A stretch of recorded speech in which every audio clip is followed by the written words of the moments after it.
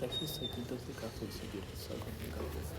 Entonces, si esta es L periódica, vamos a pedir que todas estas sean L per. Yo lo haría, pero no sé, si no quiero... Y hay una cosa acá, aparte, fíjense, yo estoy diciendo todavía a propósito, muy vago e impreciso. A priori, ¿cuántos omegas posibles hay?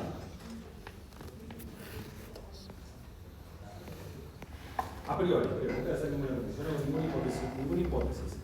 ¿Cuántos omegas posibles hay? ¿Cuántas frecuencias posibles hay? R. Hay tantas frecuencias, pero son positivas, siempre hay tantas como números reales. Bueno. ¿Y eso qué cardinal tiene? Sí, no numerable. ¿Puedo sumar no numerables cosas? No. No se puede sumar. Uno trabaja muchísimo para sumar numerables cosas, ¿no? ¿Sí? Para sumar numerables cosas hay que trabajar un montón. Bueno, para sumar numerables cosas no se puede. No se puede sumar numerables. A menos que todos sean ceros al numerables. Eso se puede demostrar. Obviamente que si quiero sumar no numerables cosas, la única chance es que todo sea cero, salvo numerables. Entonces, acá tengo un problema. De alguna manera tengo que poder discriminar y seleccionar numerables frecuencias posibles. Pero eso es una motivación matemática. No me interesa todavía de cosas matemáticas. Quiero hablar de tratar un poco de intuición, a ver hasta dónde nos guiamos. Después vamos a hacer la matemática. La matemática es fundamental, pero primero tratar de movernos en un nivel intuitivo para después llegar al teorema. Bueno. Entonces yo quiero que esto sea el periódico. Bueno, ¿cómo hacemos entonces? Luego E a la I omega T más L, esto debería ser igual a E a la I omega T. ¿Se ve con esta tiza de porquería que tengo? ¿Se ve algo?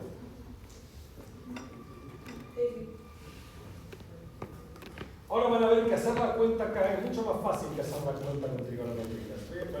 Empecemos a hacer cuentas, van a ver que las exponenciales son mucho más fáciles de manejar y mucho más intuitivas.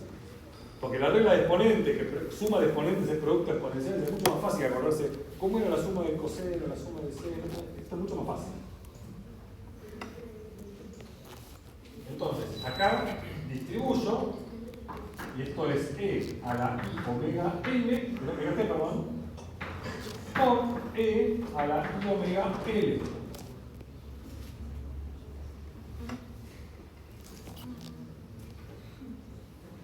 Bueno, estas dos cosas son iguales, sí, solo sí, E a la I omega L es 1.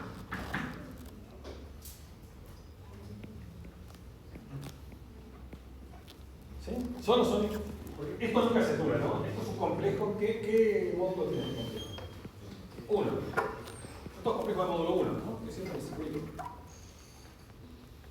¿Se acuerdan del álgebra 1? ¿Usaron algo de números complejos después del álgebra 1 o quedó en el álgebra 1 y no vieron nunca más nada de complejos? No, en análisis 2. En análisis 2 un poquito cuando viene la parte de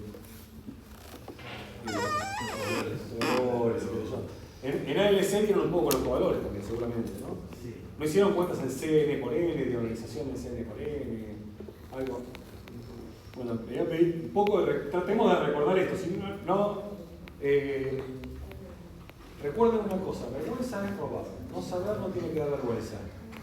Entonces, si no se acuerdan de algo que yo estoy usando, que asumo que lo saben porque vieron en el álgebra 1, pero no se olvidaron, me lo preguntan. No hay que tener vergüenza por eso.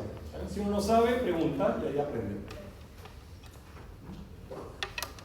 Bueno, entonces, ¿cuánto el complejo este tiene? Vale 1. Tenemos un complejo de módulo 1 para que valores del ángulo cae en el 1, 0.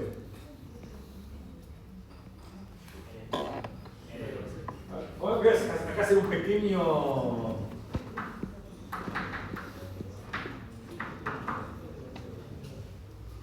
¿Se acuerdan de eso? Es la forma exponencial de un número complejo.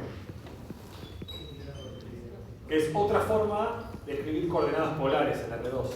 Es lo mismo. Rho, ¿qué me dice? Es el módulo. Es la longitud del vectorcito.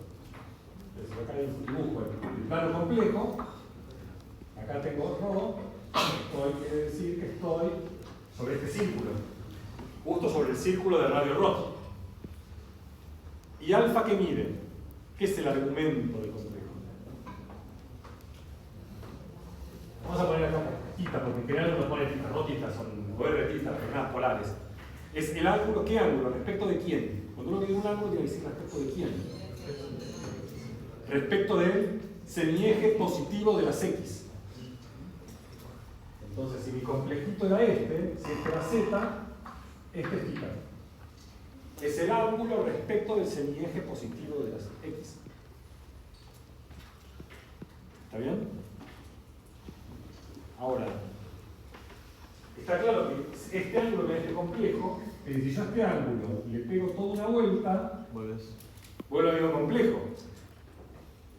¿Y qué es pegarle toda una vuelta? Sumar 2pi, ¿no? También puedo restarle 2pi.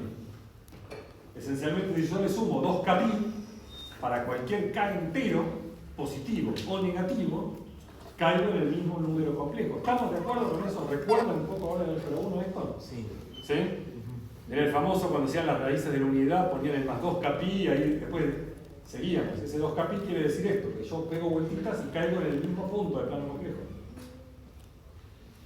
¿Está bien? Ahora estamos con ρ igual 1, el círculo de radio 1. Y ahora yo quiero caer justo sobre el eje de las X. ¿Qué ángulo corresponde al eje de las X? 2pi. El ángulo 0. 0, pero puedo pegar vueltas para un lado o para el otro. Pero si yo pongo 2pi también. Claro, ya puede ser 2kpi con k cualquier número entero. Cuando k es 0, venga 0, el ángulo original, pero puedo hacer 2pi, 4pi, 6pi, o menos 2pi, menos 4pi, menos 6pi. ¿Está bien? Entonces esto dice, esto ocurre si solo si omega L es 2kpi. ¿Está bien? Eso vale 1 si solo si el ángulo de ese número complejo, el argumento de ese complejo es un múltiplo entero de 2pi.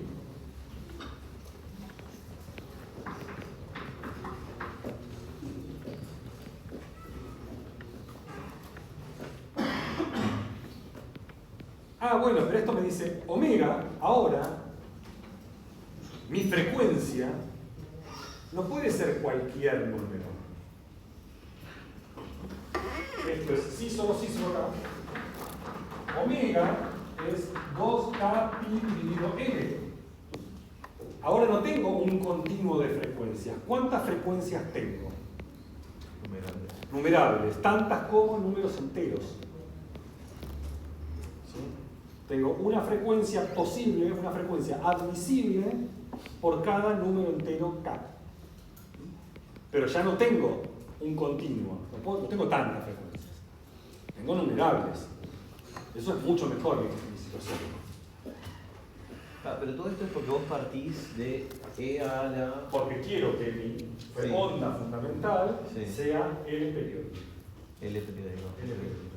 Y solo puede ser L periódica si la frecuencia es 2kpi dividido L. Esas son las únicas frecuencias admisibles. Entonces, ahí me da una señal. Mi señal puede ser una transmisión que viene de la sonda que viajó a Artemis, que viajó a la Luna. Manda una comunicación. Entonces, además de esa comunicación, yo recibo 3 minutos de señal. ¿Qué hago? Como recibo una señal de 3 minutos, voy a asumir que mi señal es 3 minutos periódica. Entonces, cuando yo quiero descomponerla con ondas de transición de ondas fundamentales, esas ondas tienen que tener periodo, la longitud de la señal que yo recibo. Periodo L. Y eso me dice cuáles son esas ondas fundamentales. No son cualesquiera, son las que tienen frecuencia 2kpi sobre la longitud de la señal que yo tengo. Por eso es que en señales, fíjense que el periodo no lo ponemos T, le pongo L. Porque en realidad lo que está queriendo decir es la longitud de la señal. Si tengo una señal de longitud L, la extiendo periódicamente a toda la red.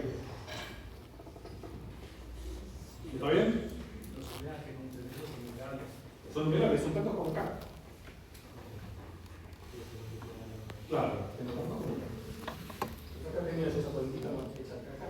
Pero si no fueran numerables necesariamente. se hace en ese momento. Vamos a ver el tiempo, vamos a ver el tiempo. Todo se puede hacer, porque no, digamos, somos los científicos en general. No nos gusta el no. Cuando no se puede, se tiene que poder. Entonces le buscamos la forma para que se pueda. Siempre que hablan.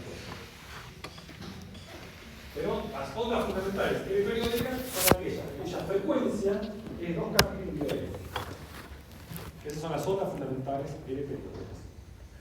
Entonces, cuando tenemos una señal L periódica o una señal de longitud L, yo la voy a tratar de aproximar como una superposición de frecuencias fundamentales, de ondas fundamentales de frecuencia 2 capas sobre L.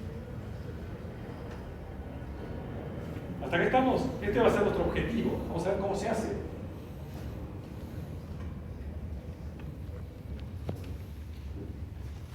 Entonces, tengo mi frecuencia, de longitud L, la quiero aproximar como una superposición de ondas fundamentales de periodo L.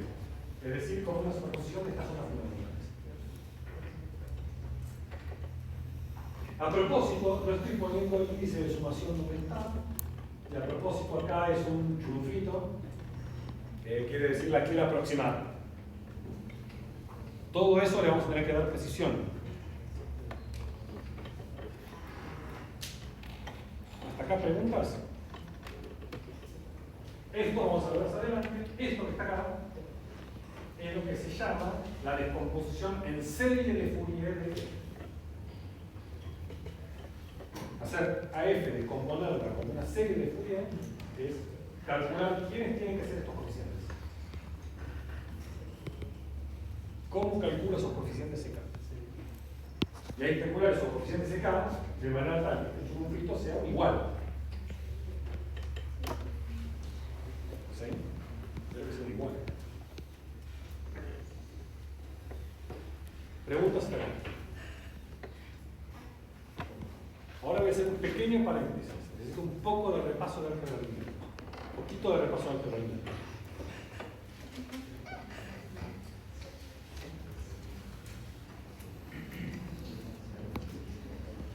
Esto lo debemos saber desde el CBC. Si yo tengo dos vectores en el espacio, esos dos vectores siempre forman un ángulo entre sí. Ese ángulo θ que está ahí. Uno puede decir una forma de dos ángulos, este y el suplementario. Pero siempre uno toma el más chiquito de los dos. El más chico de los dos ángulos. ¿Cómo se calcula ese ángulo? Es el coseno de la división de las normas, ¿no? La fórmula de producto de parámetros. ¿Cómo se calcula ese ángulo? ¿Veis? Algo así. El coseno del ángulo es el producto escalar dividido el producto de las normas. Así es como se calcula el ángulo. Bueno, calcula el coseno del ángulo, pero después hay un único ángulo entre 0 y pi sobre pi, entre 0 y 180, cuyo coseno es ese. Hay un único ángulo. Bueno, no voy a hacer yo ahora la descripción de eso, sobre por el correcto, lo vieron en el análisis 1, en el CBC, está la fórmula del teorema del coseno y demás. Bueno, no, ahora no viene el caso, es una cosa que ya han visto en su momento. ¿Y quién es el producto escalar? Una vez que uno. Esta es una forma también de definir el producto escalar. Es una forma de definir. Pero uno dice, bueno, ¿cómo calculo el producto escalar? Bueno, yo lo expando en una base canónica, a los vectores, puedo recuperar una fórmula en términos de sus coordenadas. Y eso es lo que necesito acá, que son coordenadas. Si mi vector U tiene coordenadas U1, N, y mi vector B tiene coordenadas B1, Bn, esa cuenta es lo que está arriba, lo mismo que está arriba. Acá estamos, no estoy diciendo nada nuevo, ¿no? ¿Coordenadas? Sí. ¿Qué? Estoy pensando que el vector U es U1. Ok. ¿Sí? U y B son las coordenadas de U y es el coordenadas del vector U, B son las coordenadas del vector B. ¿Estamos? ¿Qué pasa si ahora en vez de estar en Rn, mis vectores están en Cn?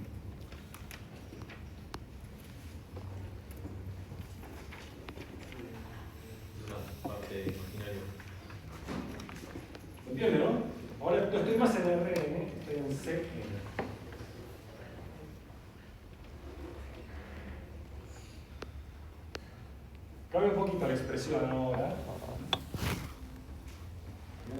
El producto escalar, acá en la norma, es módulo de UI porque UI tiene una coordenada compleja, es un número complejo. Entonces uno tiene que tomar el módulo de ese complejo cuadrado. Y el producto escalar no es UI por DI, sino es UI por el conjugado, por DI conjugado. ¿Eso lo vieron en álgebra lineal computacional? Producto escalar en Cn. Ya bien, si no lo vieron, no lo vieron, no pasa nada. Las propiedades que tiene que tener, lo escribo acá rápido.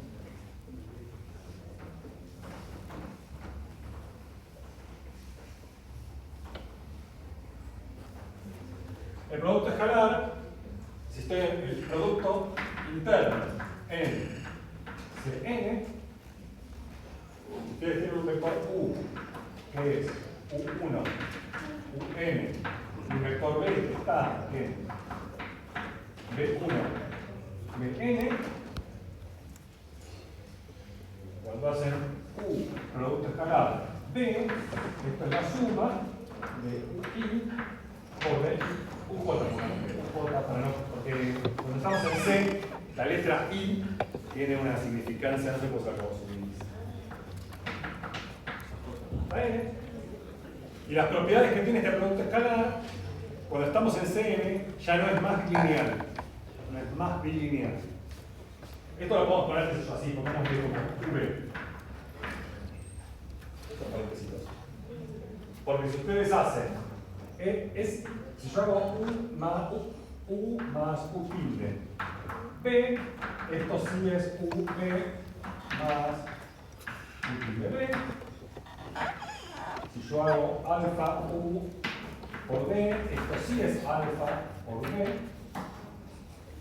Pero lo que cambia es que si yo hago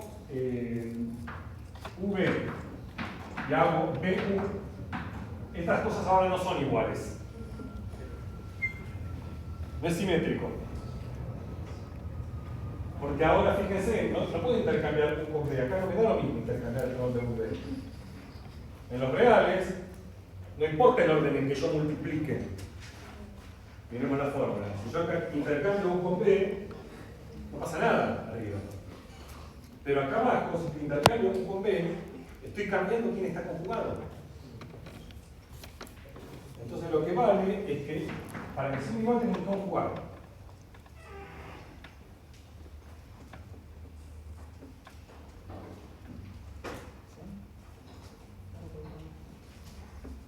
Eso cambia.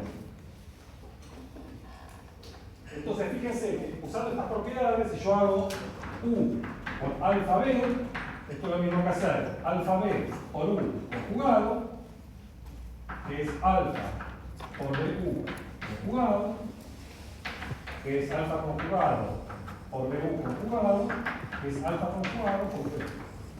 Entonces cuando tenemos escalares en la segunda coordenada, salen conjugadas. ¿Les suena o no les suena?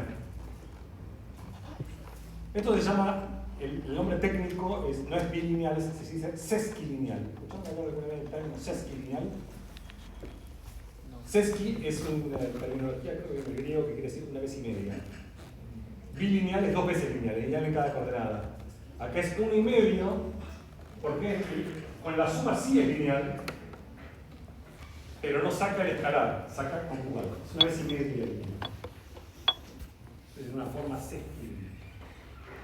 Y esto que parece que hincha, esto que plomo, es fundamental. Si yo no pusiera esto, no es más un producto escalar en Cn. Porque una propiedad importante del producto escalar es que cuando yo hago U contra U, ¿qué es esto?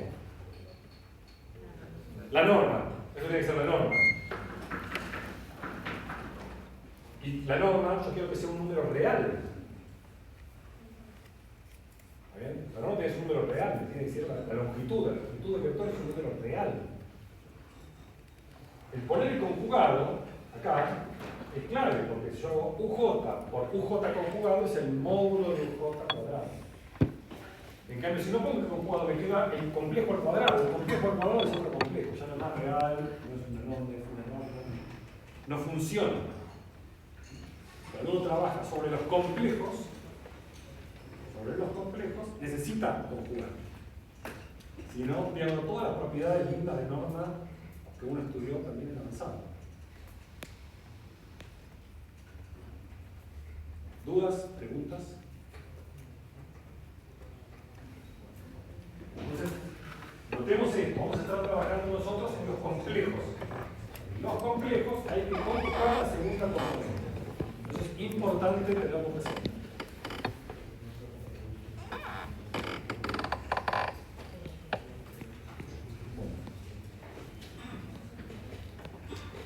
Entonces, una vez que uno tiene eso, se pregunta, bueno, ¿cuándo son ortogonales los vectores?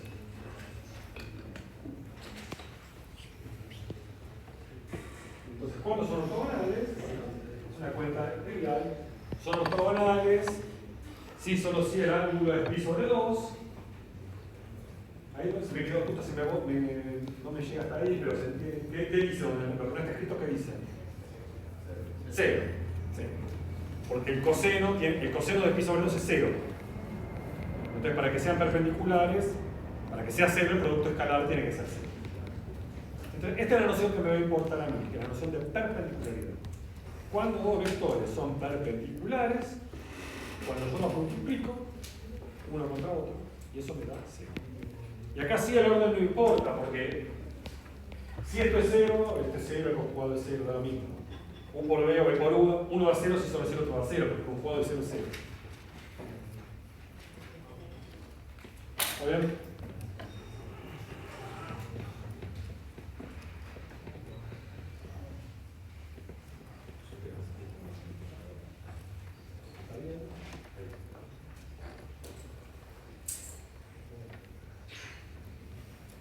¿Qué pasa con funciones?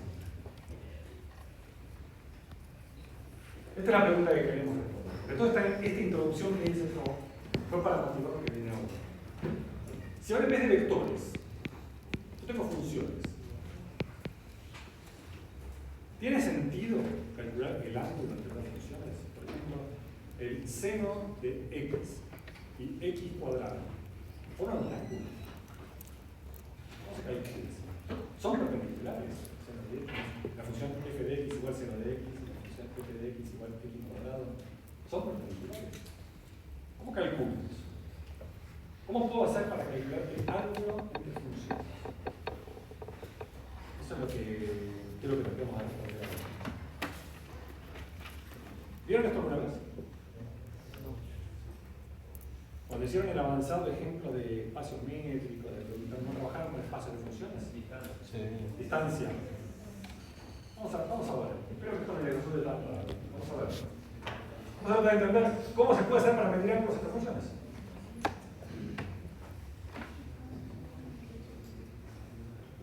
Entonces, ¿cómo miramos? Queremos calcular el producto interno entre dos funciones. Entonces, uno puede proceder de la siguiente manera.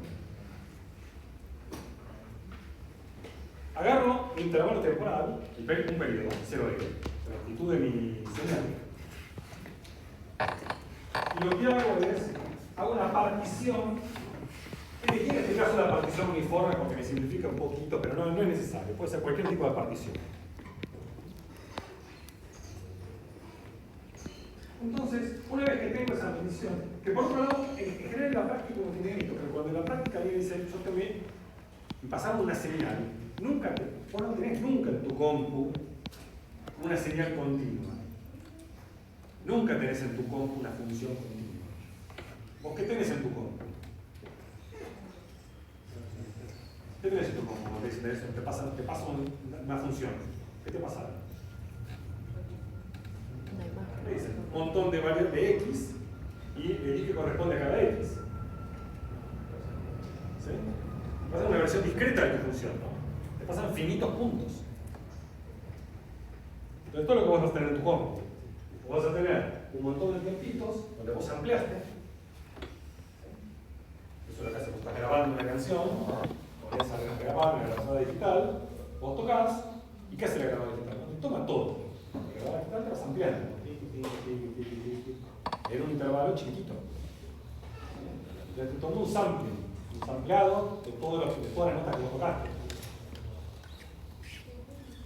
¿Estamos de acuerdo? Entonces al final lo que vamos a tener no es la función, sino tenés el intervalo de sampleo y tenés las mediciones para cada tiempo de sampleo, f, el tiempo de sampleo, cuánto te dio f.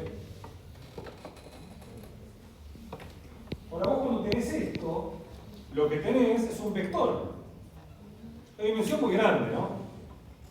Si tu sampleadora fue muy buena, vos sampleaste con el n gigante, porque por el L segundos, por ahí sampleaste 1 millón de veces, entonces el n es enorme, y tenés un vector de 100 dimensiones.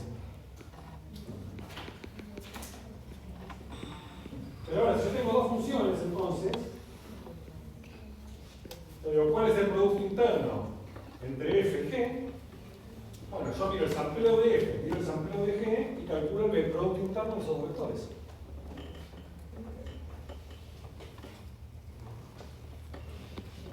¿Está bien? Bueno, la pregunta es, ¿qué pasa cuando n es infinito? Es decir, ¿qué pasa si yo me aproximo al límite continuo? No sé si todo es la n o no. ¿Qué pasa con esto cuando n tiende a infinito? Esta suma de Riemann es esto, ¿no? Voy a hacer la cuentita acá.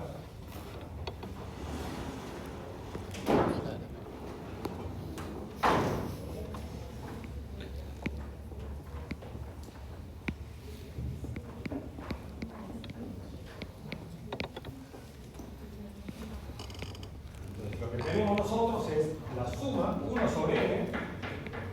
Este 1 sobre n se puede poner o se puede no poner.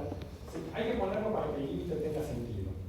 Y es bastante razonable ponerlo porque si todos muchos, si todos aportan un poquito y cada vez sumo más, el número me da un número muy grande. En realidad no me interesa el número ese, me interesa un promedio de todos los valores. ¿Sí? Entonces, en general, si estoy trabajando en una dimensión fija, dimensión n igual a 30, pero 30 está fijo, me da igual poner el 1 sobre n o no poner el 1 sobre n, me da igual, van a ser ortogonales, si es 0, no importa el 1 sobre n, pero si yo ahora quiero algo, que es una medición, que me dé un número razonable, independiente de la dimensión, tengo que promediar, porque si cada vez está aumentando la dimensión, esto me va a dar cada vez más grande, cada vez sumo más cosas. Entonces necesito mirar un promedio. ¿Sí? Esto es súper estándar. Los que hicieron alguna vez algo de aprendizaje automático, es súper común cuando toman, por ejemplo, una función de costo que de error cuadrático medio, lo que uno hace también es promediar por el tamaño de los datos, porque si no, me dan números muy grandes esa función de costo, no tiene sentido. Tengo que dividir por el número de muestras pequeñas. Eso es súper estándar. Si no te dan números que no tienen significado. Si yo quiero ver si eso es chiquito o es grande, tengo que promediar por el número de muestras. ¿Está bien? Entonces, por eso te damos sobre n. Te damos sobre n para que tenga sentido, porque n estoy pensando que n es muy grande. Yo voy a tomar fin de poner en infinito. Entonces, 1 sobre n, y acá tengo la suma del j, desde k igual a 0 hasta n menos 1. Da lo mismo, n menos 1 o n da lo mismo. No tiene mucha importancia. Puse n menos 1 para que el vector esté en c a la n. Si ponía hasta n, iba a estar en c a la n más 1 y eso es una advertencia a la n. Bueno, entonces acá tenemos f de tk por g tk conjugado. Bueno, si nos acordamos algo de integrales de sumas de Riemann, de integrales del c de 0 de n menos 1, la integral es un límite de sumas de Riemann cuando la partición tiende a 0. Entonces, lo que tengo que, para que sea una suma de Riemann, yo acá tengo que poner el delta tk. La longitud del intervalito. Entonces tengo la longitud del intervalito por el tamaño de la función. Entonces, tengo que dividir. Porque si no, es uno de los dos grandes. La matemática tiene dos grandes trucos. El primer truco es sumar 0 y el segundo truco es multiplicar por 1. ¿Sí? Son los dos grandes trucos de la matemática.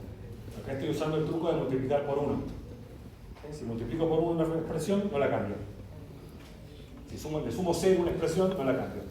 Entonces hay que ver siempre, la astucia está en darse cuenta qué versión de 1 o qué versión de 0 hay que multiplicar por 1. En este caso la versión de 1 que elijo es esta. Porque hago aparecer lo que quiero que esté y lo compenso. Ahora, este delta tk yo lo puedo calcular, porque el delta tk tiene es el tk más 1 menos tk. Ese es el delta tk. Es el incremento. Bueno, pero si yo partí este intervalito de longitud L en n intervalitos iguales, ¿cuál es la longitud de cada intervalito? N sobre L. 1 sobre, ¿no? 1 sobre L sobre L por N.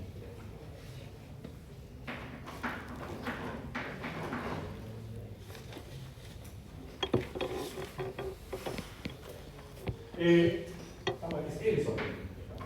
Acá también tengo algo mal, esto es K por L sobre L, perdón, es K por L sobre L. Está mal la formulita de esta manera. Es K por L sobre L. Después lo corrijo la slide para que quede la página. Ahora que se olvidé subir al campus. Perdón, me olvidé. De subir al campus en la slide.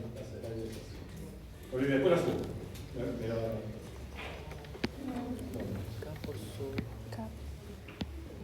Muy bien, entonces L sobre N, fíjense.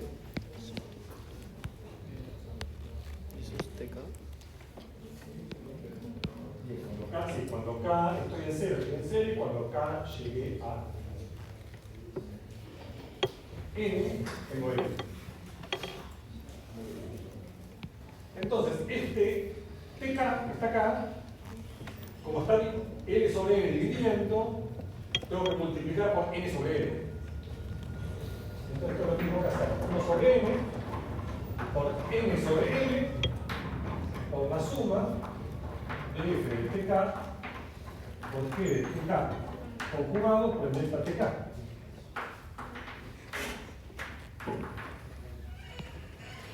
Profe, ¿Sí? entonces K, el TK era K por L sobre, K por L N, sobre N. y ahí te quedó 1 sobre N. L sobre N, pero estoy dividiendo. L. L sobre N dividiendo es como que me quede un N sobre L de arriba. Ahí está, gracias. Este N y este N se van. Salud. Entonces me quedó 1 sobre L por la suma de K igual 0 hasta N, la suma de F de TK, G de TK conjugado, delta T. Y todo esto, ¿a dónde tiende cuando N es infinito? Y ahora sí, la suma de arriba tiende a la integral.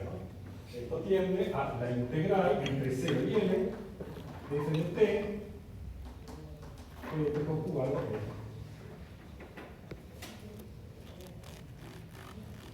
Eso es lo que debería ser escrito acá.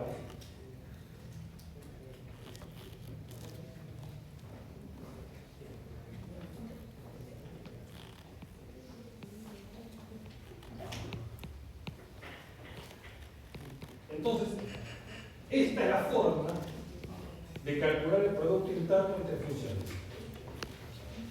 ¿Qué significa esa forma? Es lo que obtengo si yo sampleo mi función, ahora me paso vector, y calculo el producto interno entre esos vectores, y pues tomo el límite cuando la cantidad de muestras tiene límite. ¿Está bien? Parece razonable. Obviamente, cuando uno después estudia, hay infinitas formas de calcular productos internos, como hay infinitas formas de calcular productos internos en el RN y en el CNN, uno puede, pero este es como que sería la euclidia, la forma euclidia de hacerlo.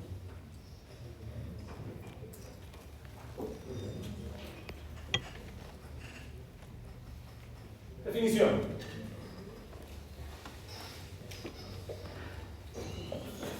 Entonces, tenemos dos funciones. f y g. Vamos a definir el producto interno entre estas dos funciones mediante esta fórmula. Esa es mi definición. Producto interno de dos funciones y nada por eso.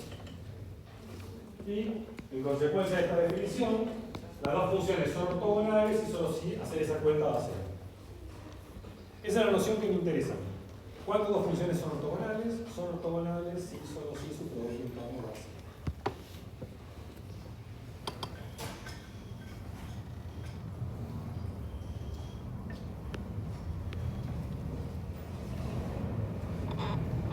Proposición. Vamos a hacer una demostración ahora de esto que es muy fácil. Las ondas fundamentales forman lo que se llama un sistema ortonormal. ¿Qué quiere decir eso? ¿Qué quiere decir? Que un conjunto es un sistema ortonormal. Que son, bueno, no quiere decir eso, es un colorario. Pero ¿qué quiere decir ser ortonormal? Ortogonales y normales. Quiere decir que yo agarro dos ondas fundamentales y hago el producto escala entre esas dos. Puede pasar, si son distintas, a 0, y si son iguales, a 1. Eso es algo bueno, ¿no? Es algo bueno. Bueno, vamos a hacer la demostración.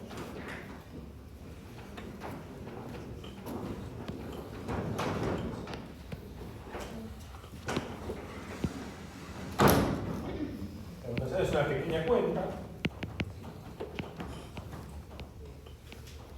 Y acá es donde van a ver, si la tratan de hacer con las trigonométricas, van a ver que es una cuenta que ya no es tan fácil. Sale, pero se complica. Entonces, la demostración de la proposición, ¿qué tengo que hacer? La integral, tengo que hacer el producto entre esta EK y una EJ.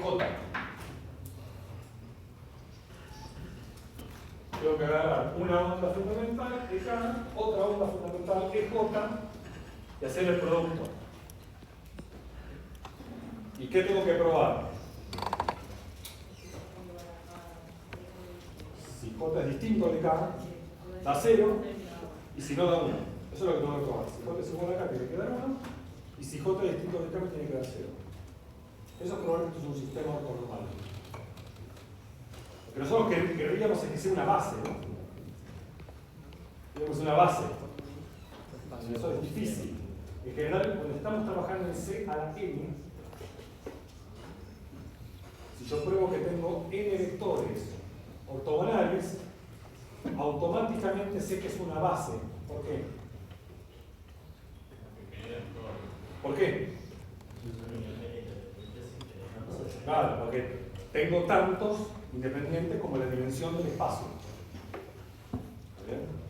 Ahora acá estamos trabajando en el conjunto de las funciones. ¿Qué dimensión tiene el conjunto de las funciones?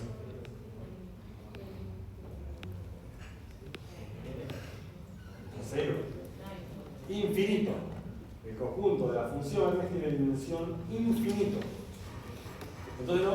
Con tener muchas LI, acá tendríamos infinitas LI, numerables LI.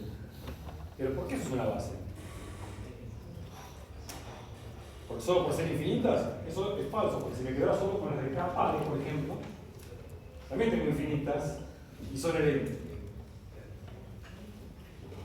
No alcanza para ver que sean infinitas, no es un argumento suficiente para que es una base. La parte difícil de la teoría es esta, ver que esto es efectivamente una base. Ahora vamos a ver eso, nos vamos a dedicar eso a la clase que viene. Pero cuando uno trabaja con espacio de dimensión infinita, las cosas se empiezan a poner complicadas.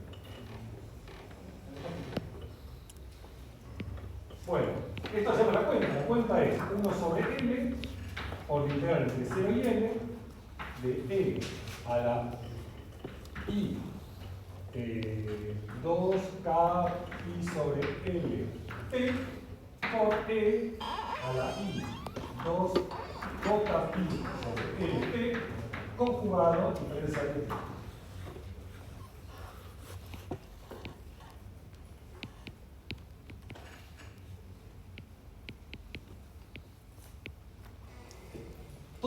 recuerden que este producto interno, de acuerdo a la definición que está ahí, es esta cuenta.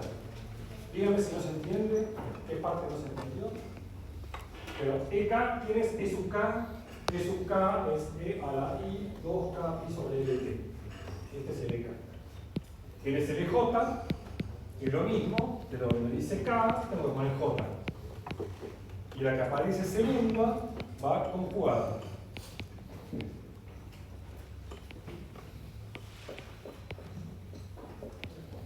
Hay una cuentita que hizo hace un ratito.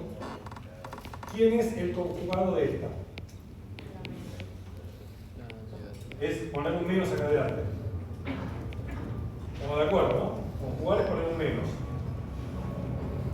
Entonces esto va a ser 1 sobre L, la integral entre C y L, de E a la I 2K pi sobre LT por E a la menos I 2J pi sobre LT diferencial. Y ahora espero comenzamos, si hubiéramos hecho esto con senos y cosenos, las cuentas son complicadas.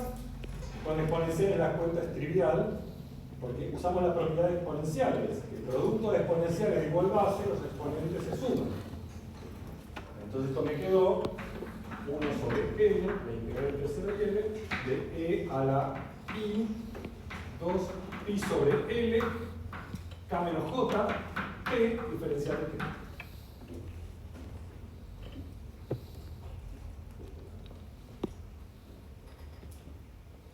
Y a ver si se entendió la cuenta, la parte algebraica de la cuenta. Y ahora tengo que poner la primitiva de esta función. ¿Quién es una primitiva de esta función? Esto me queda 1 sobre L que sale para afuera. La primitiva es la misma exponencial. K menos J, T, dividido todo este coeficiente. I 2pi sobre L, K menos J. Evaluado entre 0 y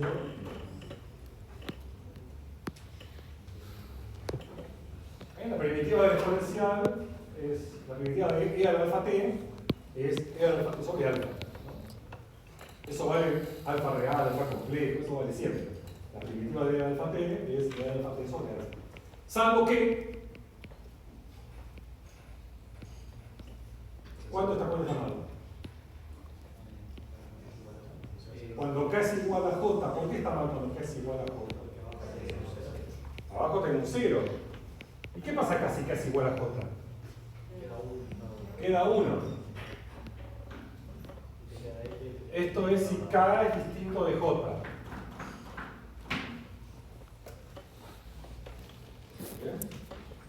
Y esto es si K es igual a J, esto es igual a 1 si K es igual a J. Porque si K es igual a J, el exponente es 0, E a la 0 es 1, la integral de 1 entre 0 y L es L, dividido L 1. La parte normal ya está, hay que ver la parte ortogonal, la parte de perpendicularidad, la parte normal ya sabemos que están normalizadas estas funciones.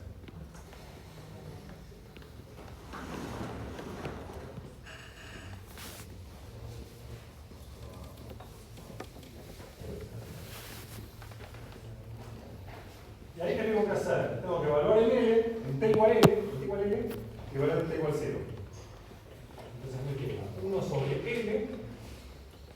Cuando evalúo en T igual L, este L con este L se tacha.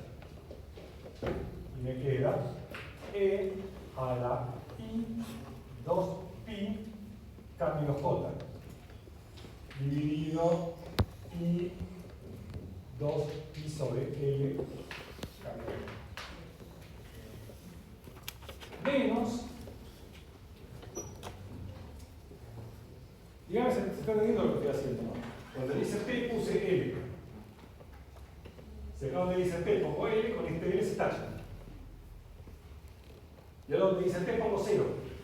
Si acá donde dice T pongo 0, ¿qué me da? 1.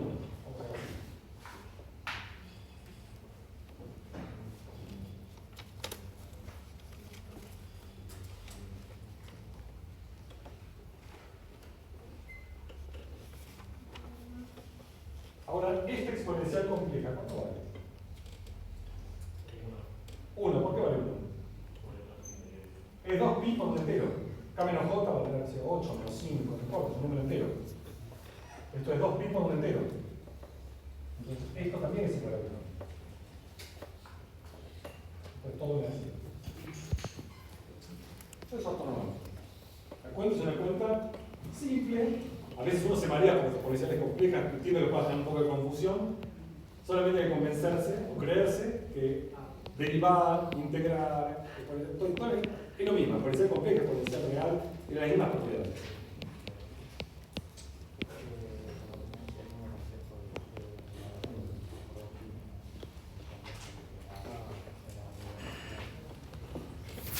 Está bien. ¿Por qué es bueno? ¿Por qué es bueno tener un sistema ortonormal o una base ortonormal? ¿Por qué es bueno tener una base ortonormal? Eso es ahora lo que quiero que repase. ¿Está bien? Bueno, ¿y por qué hicimos hasta ahora? Vamos a repasar mentalmente la estructura de lo que fuimos haciendo hasta ahora. Lo voy escribiendo acá. Hasta ahora. Tengo F, L periódica. Tengo F, L periódica. Una vez que tengo una señal L periódica, o una señal de longitud L, eso me dice a mí qué ondas fundamentales tengo que usar. Entonces, uso EK de T, que es E a la I 2KI sobre ET como onda fundamental. Con K en Z. Tengo infinitas ondas fundamentales.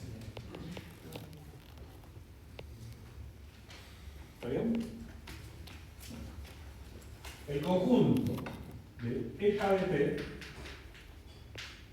T es ortonormal.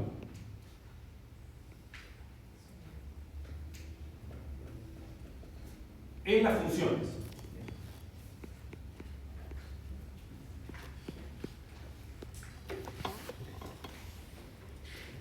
Es ortonormal en las funciones. Después, en un ratito, vas a ver, la clase que viene, voy a tener 2 clases dedicadas a hacer un poco de teoría matemática general. Cuando hagamos esas clases, voy a especificar un poco mejor qué quiere decir esto en las funciones. ¿En qué funciones? Entonces acá, ustedes vieron en análisis avanzado las funciones del cuadrado integral del conjunto L2. ¿Vieron eso? Lo que vamos a ver es que esto efectivamente es una base ortonormal del espacio de L2, funciones del cuadrado integral. Estas son las funciones que vamos a poder hacer. Si una función no está en L2, no sé. Habíamos visto no literalmente L2, pero sí habíamos visto otras funciones de L. Bueno, voy a repasar en el medio, pero cuando veamos en el conjunto de las funciones hay que ver qué funciones. Pero lo que sí vieron seguro en el análisis avanzado es que el conjunto de las funciones puede ser un poco complicado. Que funciones son continuas, bien. Si no son continuos, son discontinuos, entonces ¿qué tenemos que usar? Funciones medibles. Cuando trabajamos con funciones medibles, empiezan a tener problemas de qué pasa si funciones coinciden casi todo el punto. Entonces ahí tenemos problemas de integrabilidad, qué funciones pueden integrar, qué funciones no pueden integrar. Empieza a aparecer un montón de dificultades técnicas que se pueden empezar a poner espeso. Yo no voy a poner la punta del lápiz del final con el para todo, que es lo que se haría con el curso de matemáticos. Voy a hacer un poco más light. Acá hay un tema, y esta es la principal crítica al trabajo de Freire. ¿Qué funciones? Y por eso tuvo que saltar la teoría primero de para responder a la pregunta, ¿qué funciones? Esto es autónomo. Bueno. Entonces, idealmente esto sería una base. Acá empieza una cuestión sutil. ¿Qué es ser una base? Una base general en el lineal, como ustedes estudian lineales, que el doctor pueden escribir como combinación lineal de la base. Mientras todo sea finito, no hay problema. Ahora, cuando tengo infinitos, ¿qué quiere decir ser combinación lineal? ¿Quiere decir que voy a sumar finitos o que voy a sumar infinitos? Es un problema. Si sumo, ¿se entiende, no? Si sumo finitos está todo bien. Si sumo infinitos, empiezo a tener problemas de convergencia. Ahora estoy sumando infinitos. ¿Puedo sumar infinitos? La serie que estoy construyendo, ¿converge o no converge? Converge puntualmente, converge uniformemente, converge. Se empieza a ver el tipo de problemática que empieza a aparecer. Un montón de problemas de matemática, que en principio diría matemática pura, pero no, recontra aplicado. Tratar de entender, bueno, si quiero sumar infinitos, que vamos a querer sumar infinitos, me aparece otra problemática. Esas series que me voy a construir, ¿convergen o no? Esa es la principal dificultad y el salto de trabajar de dimensión finita a dimensión infinita. ¿Me siguen hasta acá? Pero entonces, ahora nuestra expectativa es que esto sea una base y que yo efectivamente a F la puedo escribir como una suma de estas, una continuación infinita.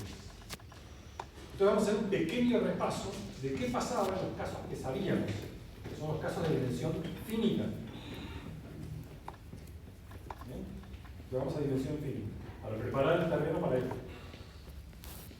Entonces, estoy en dimensión finita y tengo una base ortonormal. Eso es ortonormal. Como dos vectores, son perpendiculares 2 a 2 y cada uno tiene normal.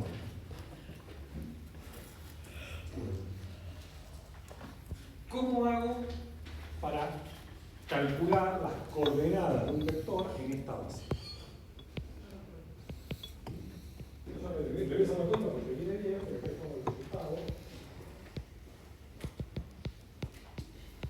En este caso, si tenemos un vector que sea n, yo lo puedo expandir como combinación lineal de la base ortonormal y los coeficientes los puedo calcular de manera exacta de esta manera. Es el producto interno de x por ck, de x por el bk correspondiente. ¿Saben por qué? ¿Saben hacer esa cuenta? Vamos a sacar la cuenta, es una cuenta muy elemental.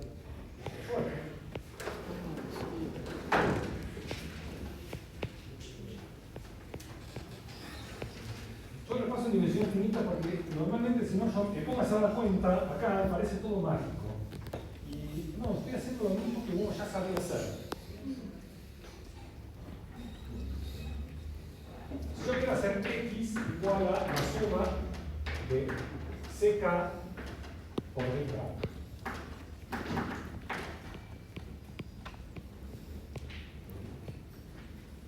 Quiero calcular cuánto vale ck. Está claro que como los bk son ortogonales y son n, entonces al ser ortogonales son linealmente independientes, al ser n es base. ¿Bien? Entonces siempre tengo esta descomposición, siempre existen. Lo único que quiero hacer ahora es calcular cuánto vale. Por favor, creo caras como que perdidos mal. Entonces yo no quiero, no me sirve de hablarme a mí. Porque si hay algo que no se está entendiendo, me tienen que decir. Si no, yo ya lo sé, te juro que no necesito contármelo. ¿Cómo vamos? Bien. ¿Vamos bien? ¿Sí? Entonces, ¿cómo hago para calcular este ck? Y hay un truco, que es el truco, que es usar la noción de que son ortogonales. ¿Cómo hago eso? Es, voy a multiplicar los dos lados de la igualdad por un bj. Entonces, acá me queda, si yo hago x contra bj, esto es lo mismo que hacer la suma desde k igual a 1 hasta n de ck de k por bj.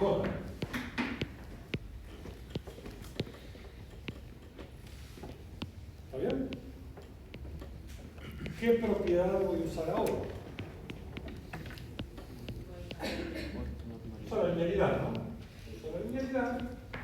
Esto es la suma desde k igual a 1 hasta n de ck por bk contra bj.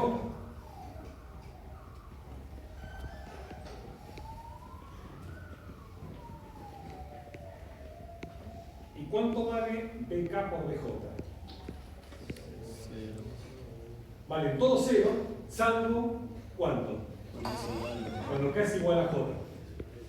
Entonces esto me queda solamente CJ por BJ contra BJ. ¿Y cuánto vale BJ por BJ? 1. 1. ¿Por qué? Porque es normal. Porque es la norma, ¿no? Sí. Esta que está acá es la norma de BJ cuadrado, que es 1. O sea, que es 1. Entonces tengo la fórmula. ¿Cómo calculo cada coeficiente? Es el producto escalar de esto es una manera muy algebraica y abstracta de decir algo que si ustedes tomaron un curso de física, hicieron alguna vez un diagrama de plano inclinado, lo usaron permanentemente. Porque cuando ustedes tienen este diagramita de plano inclinado, creo que todos habrán hecho esto alguna vez en el CBC, en el secundario, en física 1, si hicieron alguna vez termo, que esto lo habían hecho 1000 veces. Y acá tienen su carrito, acá tienen G, y aquí les componen a G así, ¿no? ¿Está bien? Les componen la fuerza en dos. ¿Y cómo calculan la parte esta y la parte esta? ¿Cómo la calculan? O sea, el coseno del ángulo usa el producto interno. ¿Qué es esto? Esto es una base ortogonal. Este vector y este vector son perpendiculares a la R2. Este coeficiente es simplemente el producto escalar de este por este. Este vector es el producto, este coeficiente es el producto escalar de este por este. Es exactamente lo que vamos a hacer acá en el abstracto. Profe, ¿Está bien? Es decir, que las proyecciones. Sí. ¿por qué cambiaste CK por CJ? ¿O qué pasó ahí? Como la suma era sobre K, si acá pongo suma sobre K y acá de K, ¿cuál es el índice está de bien. sumación y cuál es el otro? Podría haber puesto, si querés, un B K sub 0, No, está bien. K sub 0, acá es K sub 0, y acá es K sub 0. Es solamente porque uno estaba fijo y el otro es el índice de sumación. Está bien. Bueno. Entonces, ¿puedo hacer esto?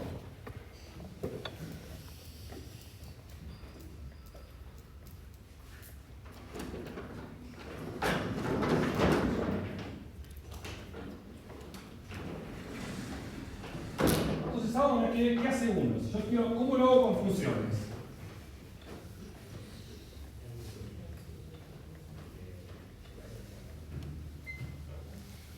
Casi terminamos. ¿Cómo lo hago con funciones?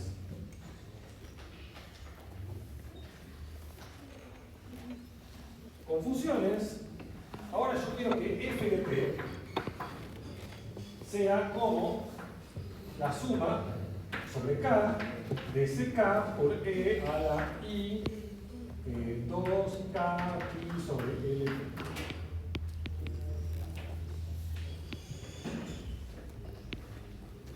Y K sobre K. ¿Sobre K en dónde? K en Z. Que son todas las frecuencias admisibles que tengo. Y quiero calcular entonces quién es el coeficiente CK. ¿Quiénes son los coeficientes CK? Voy a hacer la misma cuenta que estaría arriba. Agarro otra frecuencia, la frecuencia J, multiplico por esa frecuencia, por esa una fundamental. Entonces yo digo, bueno, el producto de F contra J, esto va a tener que ser la suma sobre K en Z de CK, vamos a poner así, EK contra EJ.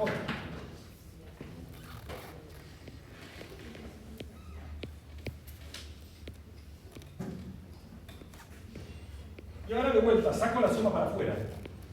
Acá, el que tiene una mente más matemática, enseguida va a saber un problema que es cuando algo es lineal, yo puedo sacar sumas para afuera finitas sin problema. Ahora, cuando quiero sacar una suma infinita, ¿qué es una suma infinita? ¿Cómo se define una suma infinita? ¿Qué es una serie? Es sumar finitos y tomar límites, porque solo sabemos sumar finitos, no sabemos sumar infinitos. Es sumar infinitos, tomar límites. Ahora, acá hay un problema. ¿Puedo hacer esta operación, sacarla afuera? Vamos a asumir que se puede. Gran parte de la teoría matemática es justificar rigurosamente todos estos casos. Esa parte es difícil. Justificar rigurosamente estos casos es parte de la teoría matemática. Pero acá, digamos que yo puedo sacar esta suma infinita ahora.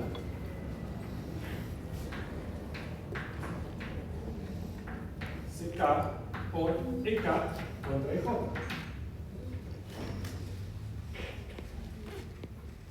Una vez que pude hacer esto, ¿cuánto vale K por EJ? Ahora sí, el K por EJ vale todos ceros, salvo que J sea igual a K.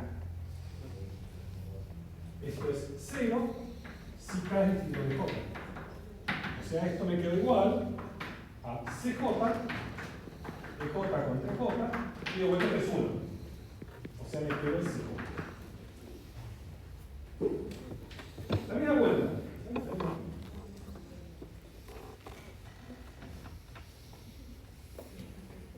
Definición.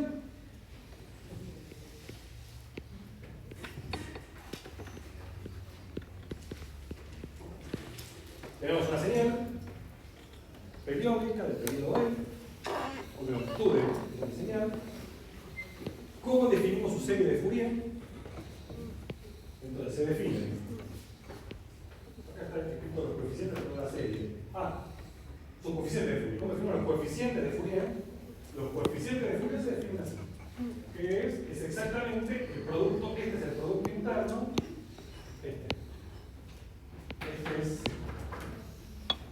el producto interno de F contra la onda fundamental de frecuencia J.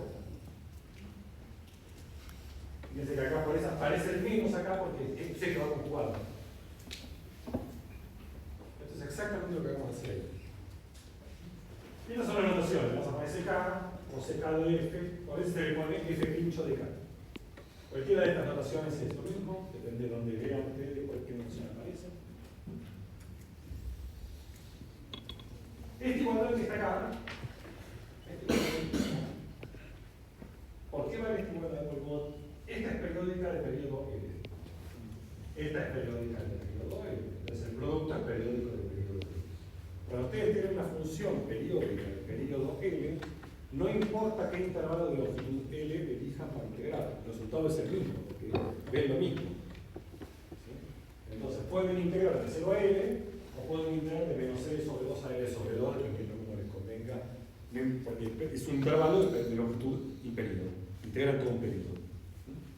A veces conviene más o más la segunda expresión, porque tiene intervalos que son simétricos respecto al origen, entonces está bueno tener intervalos simétricos respecto al origen. Esto es lo que se define el coeficiente de Fourier de la función. Es bastante curioso que cuando Fourier hace en su trabajo original, introduce, yo no lo llamo coeficiente de Fourier, introduce la decomposición, queda feo. Voy a introducir la serie de Fermat, no lo voy a decir yo.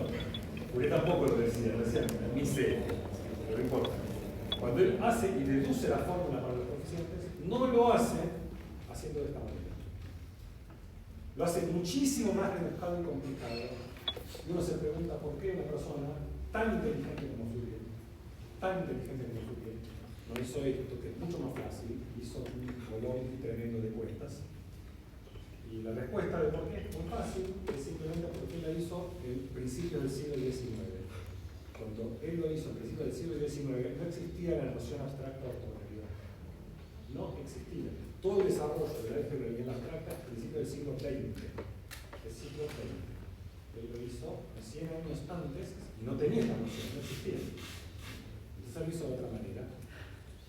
Que básicamente lo que él hizo es, supuso que la F en el desarrollo de serie de Taylor, estas le hizo un desarrollo en serie de Taylor,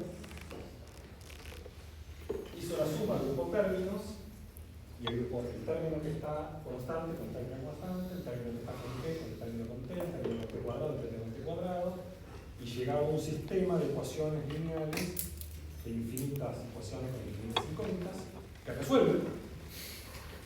Cuando resuelve, se da cuenta que no es cuenta monstruosa, como Pero bueno, eso sabes. Bueno, y serie de Fourier se define esta expresión, para sumarse. Donde los CK son los coeficientes que están aquí. Bueno. Tengo algunas slides más, pero voy a terminar acá. ¿Qué vamos a ver ahora? Vamos a estar 2 clases tratando de entender esta serie. Es decir, ¿por qué esta serie es una buena representación de la función? Si les puedo mostrar un dibujito.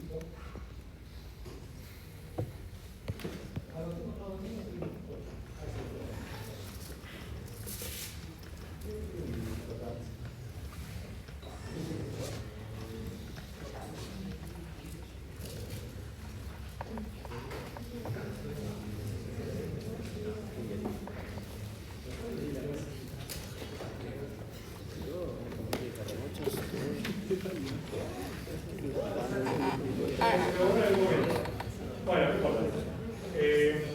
Vamos a tratar de entender entonces esta serie, cómo funciona, cómo aproxima, cómo calcular efectivamente y propiedades. ¿Qué funciones realmente se pueden aproximar bien? ¿Qué problemas nos pueden aparecer cuando queremos usar propiedades aproximadas? Cómo tratar de resolverlas y demás. Más adelante lo que vamos a ver son los algoritmos para implementar los datos. Hoy uno no implementa nada, es un paquete como FFT